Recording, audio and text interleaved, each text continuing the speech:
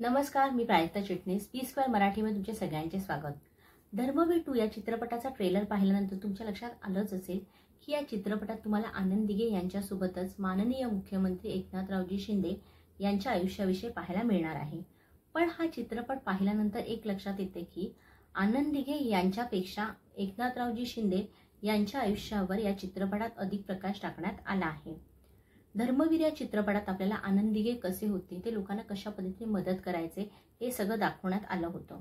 त्यामुळे धर्मवीर 2 या चित्रपटात आपल्याला आनंद दिघे यांच्याविषयी नवीन काही पाहायला मिळत नाही। पण त्याच तुलनेत एकनाथरावजी शिंदे यांच्या आयुष्यातील आपल्याला न माहीत असलेल्या अनेक गोष्टी या चित्रपटाद्वारे उलगडण्यात आल्या आहेत। महाराष्ट्रात आघाडी सरकार आल्यानंतर एकनाथरावजी शिंदे आणि त्यांच्या जवळपास असलेले जे आमदार होते त्यांची मानसिक अवस्था कशा पद्धतीने होती, त्यांना कोणकोणत्या समस्यांना सामोरं जावं लागलं, हे सगळं या चित्रपटाद्वारे त्यांनी मांडलेलं आहे।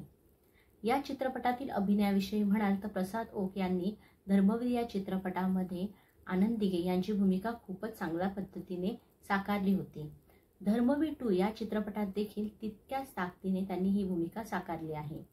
क्षितिज दाते यांनी एकनाथरावजी शिंदे यांची भूमिका देखील चांगल्या पद्धतीने साकारली आहे।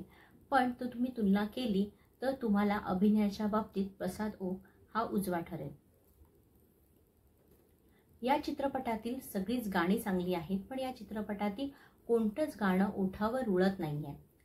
या चित्रपटाच्या कथेविषयी म्हणाल तर या चित्रपटातील कथेचा जो फ्लो आहे तो तुम्हाला खिळवून ठेवत नाही, कारण या चित्रपटात पुढे काय होणार हे तुम्हाला आधीच कळलेलं आहे। कारण एकनाथरावजी शिंदे यांनी कशा पद्धतीने बंड पुकारलं हे आपल्याला सगळ्यांनाच माहीत असल्यामुळे ह्या चित्रपटात पुढे काय होणार याची उत्सुकता आपल्याला लागून राहत नाही। तसेच या चित्रपटातील अनेक गोष्टी आपल्याला खटकतात।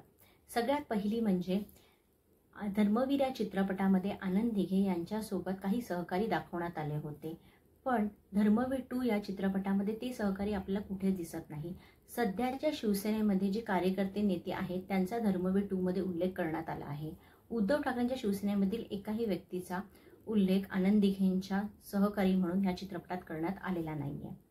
हा चित्रपट कसा आहे हे तुम्ही मला विचारलं तर मी तुम्हाला एक नक्की सांगेन की माननीय मुख्यमंत्री एकनाथजी शिंदे यांचा एक रिक्षा चालक ते मुख्यमंत्रीपर्यंतचा जो प्रवास आहे तो प्रवास प्रचंड प्रेरणादायी आहे। त्यामुळे या प्रवासावरती एक चित्रपट बनवण्यात आला असता तर तो अधिक रंजक ठरला असता।